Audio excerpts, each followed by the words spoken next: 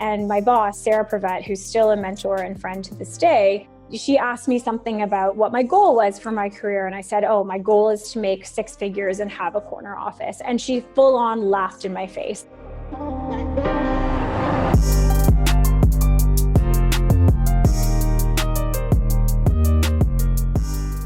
I did not grow up wanting to be an entrepreneur. I'm not sure that I even knew what that word meant. I mean, we didn't really have role models for entrepreneurship in the early 90s. And so I always grew up just wanting to emulate my mom's career. She was a marketing executive at Nortel. She got to travel. She got to go to trade shows and parties and dinners and work on advertising campaigns. I was like, this is what I need in my future. So for me, it was, to your point, it was all about that corner office. How can I make a 6-figure salary with a corner office at a Fortune 500 company? And it was only when I got my first startup job, which was my second job out of school. I was the second employee at this startup called Sprouter.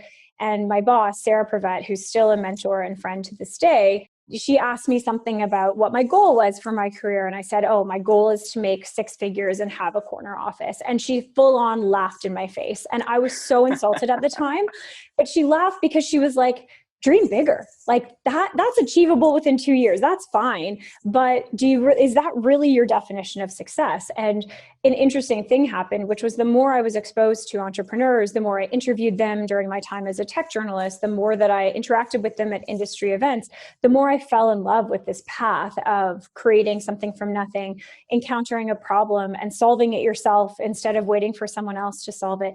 And most importantly, autonomy, this idea of not having a boss and being able to dictate the way that things move. And the risk to me seemed like such an equal payoff for all of the rewards that came with it. So if I hadn't gone down that path, I probably would be sitting in a nice, cushy corner office at a marketing agency or, somewhere else. But I'm so grateful I was exposed to that because now I really, after you choose entrepreneurship chooses you for the rest of your life. I mean, I've spent the last, 10 years without having a boss. I can't imagine going back to somewhere where I did.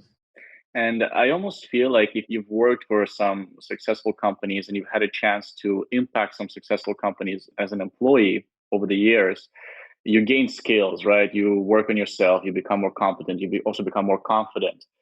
In a way, sometimes starting something of your own and building that up from scratch, it's almost like a self-challenge, right? You're putting, because as long as you're an employee, you can be a very high-paid employee. You always have a bit of a shield around you where you don't have that skin in the game, which is a completely different feeling that you get from when you're running your own company. How did it feel when that first day when you're like, okay, I'm now the CEO? Did something change, or was it just another day for you in the week? Well, it's funny. I mean, listen, I think everyone struggles with imposter syndrome and thinking that they're not smart enough and thinking that they're not good enough and that they're going to screw it up. And I certainly thought that the first day of my first full-time job out of school working at a PR agency. And I definitely thought that my first day starting at Sprouter, this tiny startup when I had no startup experience. And I definitely thought that the first day working at my agency where I had never run an agency before. But every time I did it. And I was successful and I built my confidence over time. So the first day at Willful, I still had all those thoughts, of course, everyone. And for the rest of my career, as I take on big challenges, I'll think there's a little voice in your head that says, you're not good enough, you're going to fail, you're not going to do this. But the voice on the other side drowned it out, which was, but you've been able to do it every single time. So don't you want to give yourself some credit that no matter what the challenge, you'll rise to it and you'll be successful, and that you're also humble enough to know that you don't know everything and that you can seek out advice from business coaches, mentors, advisors, whomever, so that you can fill in the gaps of your own knowledge.